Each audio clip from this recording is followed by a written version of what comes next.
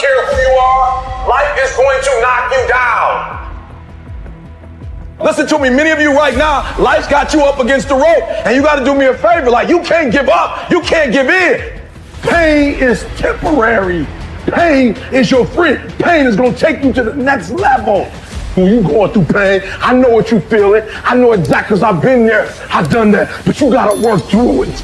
And the reason why most of you are not successful is because every single time stuff not going your way, you give up, you quit, you let go, and people feel weakness, they feel it. You can feel when somebody's not committed, when they're not all in, when they're not dedicated. And there's another level you get to when you go all in. Winners win and losers lose. There are going to be times that you're going to be wondering, why should I keep showing up and working my business? Why should I keep at it? Why should I keep showing up to the conventions? Why should I keep picking up the phones and making the phone calls? Why should I keep fighting for my goals and fighting for my dreams? And what I want to remind you is that you got to show up for your life regardless of the circumstances. You got to show up in spite of the naysayers. You got to show up in spite of the conversation going on in your mind. You got to show up for your life. Because if you don't, nobody else will. If you want unreasonable results in your life, you've got to be willing to be unreasonable. Part of being unreasonable, you don't judge according to appearances. Part of being unreasonable, you can see it because you believe it. You must have the faith to call forth those things that be not as though they were. You've got to decide, I deserve this, and I'm going to have it. You've got to say yes to your life. You've got to say yes. Yes to my dreams. Yes to me. Yes, I can make it. Yes, I can. Doesn't matter how many failures I've made. Doesn't matter how many mistakes I've endured. Doesn't matter about my defeats. Doesn't matter about what I've done. Yes, yes. I don't care about the fact I'm in a hole now. Doesn't matter about where I am.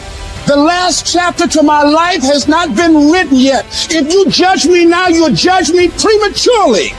I'm still in the process of transforming my life. I'm still in the process of becoming. Yes. The brilliance of Thomas Edison was not in his mind. It was something much more ordinary and often much less respected. I've got no imagination, he once said. I never dreamed. I've created nothing. If you're someone who doesn't like Edison, you might think that this is Edison admitting to stealing his inventions from other, more brilliant inventors, like Nikola Tesla. Not quite, but he did readily concede that most of the credit belonged to something other than his brain. The genius hangs around his laboratory day and night, Edison said. If anything happens, he's there to catch it. If he wasn't, it might happen just the same. Only it would never be his. What he's talking about is showing up. The incredible, underrated power of clocking in every day, putting your ass in the seat, and the luck this seems to inevitably produce. Edison lived in his laboratory and never missed a day. Like Gehrig, even when he was sick, when he was tired, or when visited by tragedy or disaster.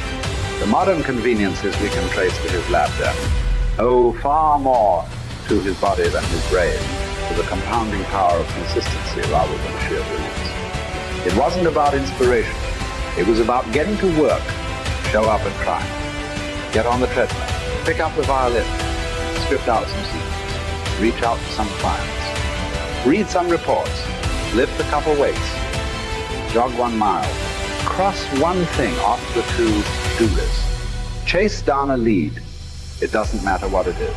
All aspects of our life benefit from this circumscribed kind of living. Just as long as you do something every day, that is the important thing. Show up. When you're tired, when you don't have to, even if you have an excuse, even if you're busy, even if you won't get recognized for it, even if it's been kicking your ass lately, once something is done, you can build on it. Once you get started, momentum can grow. When you show up, you can get lucky. Is this still hard? Yes. But the good news is that because it's hard, most people don't do it. They don't show up. They can't even do one tiny thing a day. So yes, you're alone out there on the track in the rain. You're the only one responding on Christmas. But having the lead is, by definition, a little lonely. This is also why it's quiet in the morning. You have the opportunities all to yourself. Don't worry about setting any records. Just report for duty. No excuses. And here's the irony. This is also a way to break records. Consistency is a superpower. Day to day, willpower is incredibly rare. Lowell Gettrig was a solid position player and a good hitter.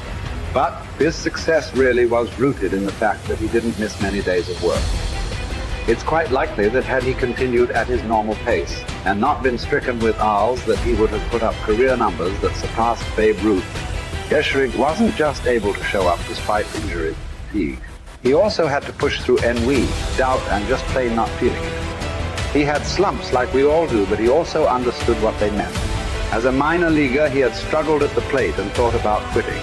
The Yankees' owner sent down a scout to walk Gehrig through the very basic math of a batting average.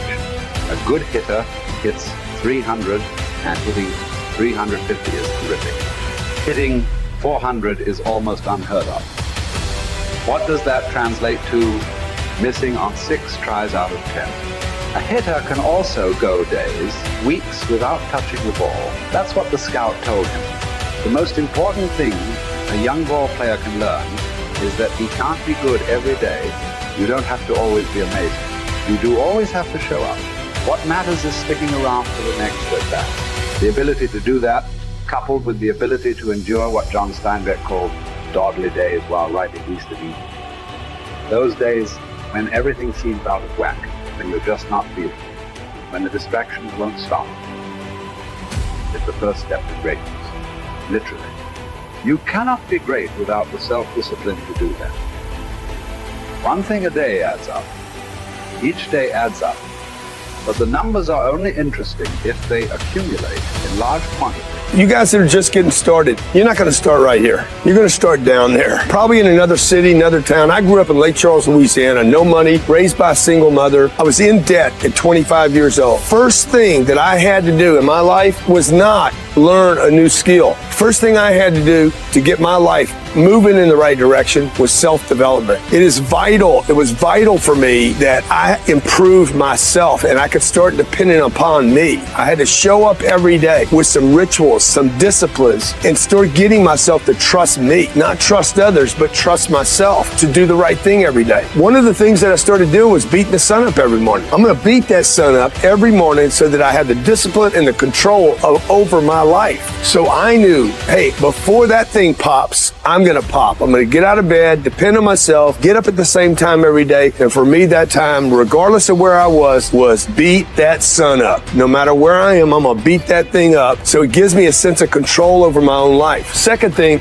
I had to start cleaning up my life and my friends and my environment. When I was younger, between 15 and 25, I was doing crazy stuff in my life. Wasting my weekends. I had the saying, weekends are for the weak. I was drinking, fooling around with a bunch of bad things, bad people. At 25 years old, I cleaned it all up. Quit going to those places. Quit hanging out with people that did not have ethics and discipline in their life. I wanted to build something in my life. I wanted to become someone. And to do that, to become someone in the eyes of the world, just beating that sun up every morning gives me the sense of accomplishment that I did what I said I was going to do, that I woke up when I said I would wake up, and I start building respect for myself, start believing in myself so that I can go out into the world. And maybe today when I go into this meeting that I'm dressed for, they'll believe in me as much as I believe in me, and that'll show up in a contract, a deal, maybe even some money.